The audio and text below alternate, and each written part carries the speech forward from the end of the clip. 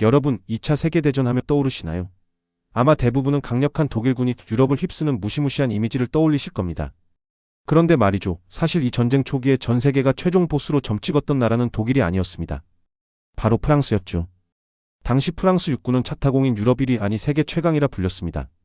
게다가 그들에겐 인류 역사상 가장 비싼 방어 아이템인 마지노선까지 있었거든요. 그런데 충격적이게도 이 세계 최강이라는 타이틀에 프랑스가 무너지는데 걸린 시간은 단 6주였습니다. 도대체 어떻게 이런 말도 안 되는 일이 벌어진 걸까요? 오늘은 철벽이라 믿었던 마지노선이 왜 종이장처럼 찢겼는지, 그리고 그 절망의 구덩이에서 피어난 덩케르크의 처절한 생존 드라마를 파헤쳐봅니다. 폴란드가 독일 전차부대 앞에 단 5주 만에 지도에서 사라지자 유럽은 패닉에 빠졌습니다. 하지만 영국과 프랑스는 아직 여유가 좀 있었어요. 폴란드는 약해서 당한 거고 우린 다르다는 근거 없는 자신감 때문이었죠. 선전포고를 해놓고도 정작 지상에선 총소리 한 번 나지 않는 기묘한 상황이 반년 넘게 이어집니다. 역사에선 이걸 가짜 전쟁이라고 불러요. 그런데 여러분, 이 가짜 평화가 사실은 프랑스를 서서히 죽이고 있었다는 걸 아시나요? 상상해보세요. 마지노선이라는 거대한 지하 도시 안에서 프랑스 병사들은 곰팡이 핀 와인을 마시고 도박을 하며 시간을 보냈습니다. 긴장감은 사라졌고 독일 놈들이 감히 여길 뚫겠어? 라는 나태함이 독버섯처럼 퍼졌습니다. 반면 독일군은 어땠을까요? 그들은 폴란드에서 얻은 실전 데이터를 바탕으로 밤낮 없이 전차를 굴리며 칼을 갈았습니다. 잠든 사자와 굶주린 늑대, 이 싸움의 승자는 이미 정해져 있었던 겁니다. 여기서 우리가 짚고 넘어가야 할 것이 바로 프랑스의 자존심 마지노선입니다. 요즘도 도저히 넘을 수 없는 선을 마지노선이라고 부르죠. 그만큼 대단했습니다. 지하 수십 미터 아래 식당, 영화관, 심지어 병원까지 갖춘 초호화 요새였거든요. 당시 돈으로 쏟아부은 예산만 해도 입이 떡 벌어질 정도였습니다. 그런데 이 완벽한 아이템에 치명적인 시스템 버그가 하나 있었습니다. 바로 이동 불가라는 점이었죠. 독일군이 이 성벽을 정면으로 들이받으면 당연히 독일이 박살나겠지만 만약 독일이 이 비싼 성벽을 그냥 쌩까고 옆으로 돌아간다면 어떻게 될까요? 프랑스 지휘부도 이걸 걱정하긴 했습니다. 그래서 벨기에 평원을 통해 올 독일군을 막으려고 주력 부대를 북쪽으로 보냈죠. 하지만 히틀러는 그들의 예상을 완전히 비웃어버립니다. 독일의 전략가 만슈타인은 지도에서 누구도 쳐다보지 않던 한 곳을 손가락으로 가리킵니다. 바로 아르덴 숲이었죠. 여러분, 여긴 나무가 너무 빽빽해서 사람 한 명 지나가기도 힘든 험준한 곳입니다. 프랑스 장군들은 아르덴 숲은 탱크가 절대 통과할 수 없는 천연벽이다라며 방비를 아예 포기했습니다. 말 그대로 게임 속 통행 불가 지역이라 생각한 겁니다. 하지만 독일군은 이 상식을 박살낼 도박을 감행합니다. 1940년 5월 10일 독일의 기갑사단들은 엔진 소리를 죽이며 그 험한 아르덴 숲으로 기어들어갔습니다. 바위를 부수고 나무를 쓰러뜨리며 전차 부대는 프랑스군이 잠든 사이 지옥에서 온 사자들처럼 숲을 뚫고 쏟아져 나왔습니다. 5월 13일 새벽 프랑스 초병들이 마주한 광경은 그야말로 난이도 최악의 호러 영화였습니다. 절대로 탱크가 나올 수 없다던 그 깊은 숲속에서 수천 대의 독일 전차가 괴성을 지르며 튀어나온 겁니다. 이건 단순한 기습이 아니었습니다. 프랑스군의 멘탈을 통째로 털어버린 사건이었죠. 독일 전차부대의 수장 구데리아는 뒤에서 따라오는 보병도 기다리지 않고 미친 듯한 속도로 프랑스 본토를 관통했습니다. 하늘에선 스투카 폭격기가 고막을 찢는 비명을 지르며 쏟아져 내렸고 지상에선 전차들이 닥치는 대로 짓밟았습니다. 통신은 끊겼고 아군이 어디에 있는지도 모르는 패닉 상태에서 유럽 최강이라는 프랑스 육군은 단 열흘 만에 괴멸 직전에 몰립니다. 독일의 칼날은 프랑스 심장부를 납치하듯 휘저으며 순식간에 바다까지 도달했습니다. 이로 인해 벨기에 북부에서 싸우던 영국 원정군과 프랑스 주력군 40만 명은 퇴로가 꽉 막힌 채 좁은 항구 도시 덩케르크에 갇혀버립니다. 앞에는 독일 전차들의 포구가, 등 뒤에는 차가운 바다가 버티고 있는 최악의 상황.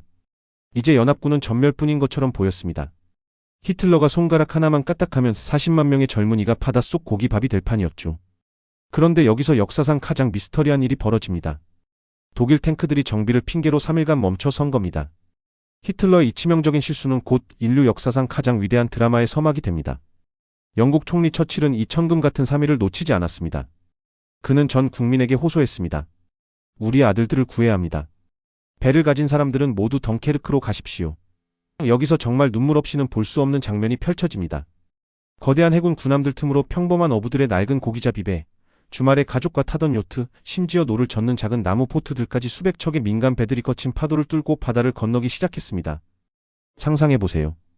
하늘에선 독일 전투기가 기관총을 쏴대고 바다엔 기뢰가 가득한데 내 아들, 내 이웃을 구하겠다고 민간인들이 그 사지로 뛰어든 겁니다. 기름 냄새와 피 비린내가 진동하는 해변에서 시민들은 지쳐 쓰러진 병사들을 하나둘 배에 실어 날랐습니다. 이것이 바로 다이나모 작전, 즉 덩케르크의 기적입니다. 애초에 4만 명만 구해도 대성공이라던 예상은 보기 좋게 빗나갔습니다. 무려 33만 8천 명의 병사가 지옥 같은 해변을 빠져나와 영국 본토로 살아 돌아온 겁니다. 비록 탱크와 대포는 모두 버리고 몸만 빠져나온 처참한 패태였지만 이들은 훗날 다시 돌아와 나치를 무너뜨릴 희망의 씨앗이 되었습니다. 처칠은 해변에서의 퇴각이 승리는 아니다라고 경고하면서도 국민들이 보여준 불굴의 의지 앞에 고개를 숙였습니다. 하지만 여러분, 기적의 대가는 혹독했습니다. 이제 유럽 대륙에는 나치 독일을 막아설 군대가 단 한 명도 남지 않게 된 겁니다. 1940년 6월 14일 나치 하켄크로이츠 깃발이 파리의 에펠탑 위로 높게 걸렸습니다. 최강이라 자부했던 프랑스가 단 6주 만에 무릎을 꿇은 겁니다. 히틀러는 복수의 화신이 되어 파리에 입성했습니다. 그는 1차 세계대전 때 독일이 항복 문서에 서명하며 치욕을 당했던 바로 그 낡은 열차칸을 찾아내라고 명령했습니다. 그리고 프랑스 지도자들을 그 좁은 칸에 몰아넣고 항복 문서에 사인하게 만들었습니다. 20년 전의 치욕을 똑같이 갚아준 히틀러의 비릿한 미소는 전 세계 민주주의 국가들에겐 사형 선고나 다름없었습니다. 이제 유럽에서 나치와 정면으로 맞설 수 있는 나라는 바다 건너 섬나라 영국뿐이었습니다. 히틀러는 이제 영국을 집어삼키기 위해 바다사자 작전이라는 무시무시한 계획을 세웁니다. 하지만 바다를 건너려면 영국의 하늘부터 따야 했죠. 1940년 여름, 인류 역사상 가장 치열하고 잔혹한 공중전인 영국 본토 항공전이 시작됩니다. 독일 공군 수장 괴링은 수천 대의 전투기를 쏟아부어 영국을 잿더미로 만들겠다고 장담했습니다. 매일 밤 런던 하늘엔 사이렌 소리가 울렸고 어린아이들은 가스 마스크를 쓴 채 부모와 떨어져 피난을 가야 했습니다. 지하철역 바닥에서 덜덜 떨며 밤을 지새우는 시민들의 일상은 그 자체로 지옥이었습니다. 하지만 영국 공군 조종사들은 결코 하늘을 내주지 않았습니다. 수적으로는 압도적 열세였지만 그들에겐 조국을 지키겠다는 토끼 어린 의지와 최신 발명품인 레이더가 있었습니다. 게다가 독일의 암호인 애니그마를 이미 해독해서 적이 언제 어디로 올지 다 알고 있었죠. 처칠은 하늘에서 사투를 벌이는 젊은 조종사들을 보며 이렇게 말했습니다. 인류 역사상 이토록 적은 사람들에게 이토록 많은 사람이 이토록 큰 빚을 진 적은 없었다. 독일의 무차별적인 폭격에도 영국인들은 아침이면 다시 일어나 무너진 집을 치우고 직장으로 향했습니다. 히틀러의 오만함은 영국인들의 단단한 자존심이라는 방벽 앞에 처음으로 가로막혔습니다. 결국 히틀러는 영국 침공을 무기한 연기합니다. 무적이라 믿었던 독일군이 겪은 첫 번째 패배였습니다. 하지만 여러분, 여기서 끝이 아닙니다. 히틀러는 영국을 완전히 끝내지 못한 상태에서 인류 역사상 가장 위험하고 멍청한 도박을 준비하기 시작합니다. 바로 동쪽에 꺼인 소련을 침공하겠다는 계획이었죠. 1941년 전쟁은 이제 유럽을 넘어 끝도 없이 펼쳐진 동부의 설원으로 확장됩니다. 과연 독일의 전격전은 그 광활한 지옥 같은 소련 땅에서도 통할 수 있을까요? 오늘 우리는 최강의 육군국 프랑스가 어떻게 오만함 속에 허망하게 무너졌는지, 그리고 절망적인 상황에서도 포기하지 않은 민간인들이 만든 덩케르크의 기적이 어떻게 역사를 바꿨는지 보았습니다. 역사는 우리에게 말합니다. 아무리 완벽한 성벽을 쌓아도 마음이 무너진 군대는 이길 수 없으며 아무리 작은 어선이라도 의지가 있다면 제국을 구할 수 있다는 것을요. 하지만 이제부터 시작될 이야기는 지금까지와는 비교도 안 될 정도로 피 튀기고 잔혹합니다. 시청해주셔서 감사합니다.